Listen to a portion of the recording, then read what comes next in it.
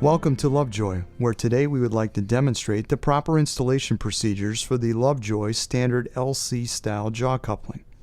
This installation video will show the basic procedures for installing this coupling. Please make sure you have access to the latest copy of the Lovejoy Coupling Installation Guide when performing the installation of this coupling. This document can be found online at Lovejoy's website under Installation Instructions utilizing the Resource tab.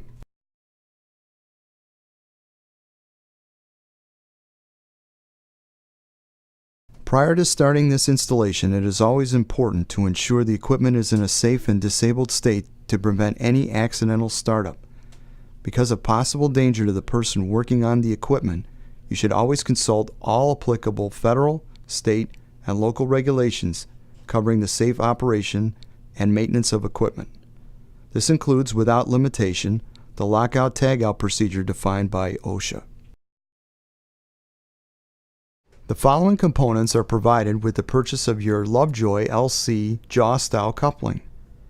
You should have 2 jaw-style hubs, a snap wrap spider, a retaining collar, and the screws needed to hold the collar in place. Note that one hub has tapped holes for the screws that hold the collar in place. Always inspect the components to ensure you have received the proper parts, and review your application details to ensure that this is the proper coupling to accommodate your application requirements. If the shaft and the hub both have keyways, make sure you have the appropriate key ready to use when performing this installation. Ideally, the key should be the same length or slightly longer than the hub to transmit the maximum allowable torque. It is always recommended to keep a copy of the jaw coupling installation guide readily available when installing a jaw coupling. This guide contains charts that show the allowable coupling misalignment and the torque settings for tightening the set screws. Some installation guides also contain performance and dimensional information important when confirming the coupling selection. Let's look at the necessary tools we will need to perform this installation. A straight edge, a dial indicator, a calibrated torque wrench, Allen socket to fit the set screws, a Phillips head screwdriver, vernier calipers, a micrometer to measure the shaft diameter, a fine-tooth file, a strip of emery paper, non-flammable cleaning solvent, a clean cloth, a lockout-tagout kit, safety glasses, and rubberized gloves. Even though we have disconnected the power to this system, it is always a good idea to check and ensure that the power is off. When you receive the coupling, you should inspect each component to ensure that there are no visible defects, cracks, or damage from shipping. You may want to check the bore size for accuracy prior to continuing with the installation. If not done already, you should measure the shaft and ensure that the shaft diameter matches the coupling bore size. Then inspect the shaft and clean up any nicks or burrs from the keyway or shaft diameter. A fine-tooth file can be used to clean burrs from the edge of the keyway or large dents in the shaft. The emery paper can be used to clear the shaft of rust or any fretting corrosion. Finally, using our cloth and cleaning solvent, we need to ensure the surface of the shaft and the keyway are clean and free of dirt. The hub should also be cleaned to remove any coatings used to protect them during shipping. Before installing the hub, slide the collar onto the shaft on the side where the LC style hub with the tapped holes will be mounted.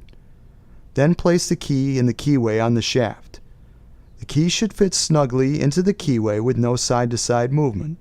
The end of the key should line up with the end of the shaft and the hub. Please note that Lovejoy jaw coupling hubs are manufactured with a clearance or slip fit, and the hub should slide onto the shafts with little or no difficulty.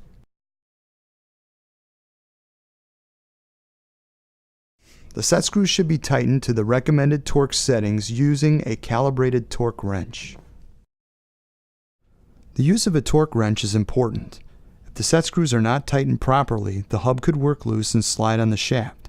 If the set screws are too tight, they could damage the key, the shaft, or the hub. We will tighten the set screw in one hub to the required torque, and the second we will lightly tighten to allow for a minor adjustment after the equipment is moved into place. Now we will carefully move the equipment into place, bringing the hubs together until the gap between the hub faces matches the G or gap dimension in the installation guide. This dimension should match the installation document within plus or minus 1/64 of an inch. Tighten the set screw in the second hub to the specified torque value. Lay a straight edge across the hubs to check the basic alignment. If all sides of the coupling are accessible, check the hubs at 4 locations: 3 o'clock, 6 o'clock, 9 o'clock, and 12 o'clock without rotating the shafts. The offset between the two hubs must be less than 1/64 of an inch to prevent damage to the coupling. The angular difference between the two hubs should be less than 1 degree for snap wrap rubber spiders. If the alignment exceeds the allowable amount, realign the equipment to correct this condition. If using a dial indicator, mount the indicator on the driver's shaft with the sensor touching the hub on the opposite shaft. Rotate the shaft with the indicator to the 3 o'clock, 6 o'clock, 9 o'clock, and 12 o'clock positions and make notes of the deviation on the dial. If this exceeds 0.015 15,000ths of an inch, adjust the equipment to correct this condition. Next, we will wrap the spider around the coupling, inserting the legs of the spider between the jaws of the two hubs. Then slide the collar over the spider and rotate the collar until the holes in the collar line up with the tapped holes in the hub. Insert the screws and tighten using a Phillips head screwdriver. When the installation is complete and the equipment is aligned to within the specification, remove the tooling and materials away from the shafting and coupling. Double-check tightness for all set screws with a calibrated torque wrench, then prepare for testing.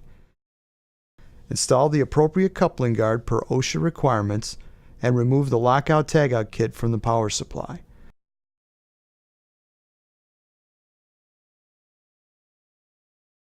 The equipment can then be started up and tested. The coupling and equipment should run smoothly. If vibration is detected, it could indicate that there is an issue with alignment or other problems. These could exist in the motor, coupling, or driven equipment and should be resolved prior to placing this coupling into operation. This concludes this particular installation video. We would like to thank you for your interest in Lovejoy Power Transmission products. Please feel free to visit the Lovejoy website for links to other videos and installation guides. You can also contact Lovejoy Customer Service at 630-852-0500. Lovejoy, building trust since 1900.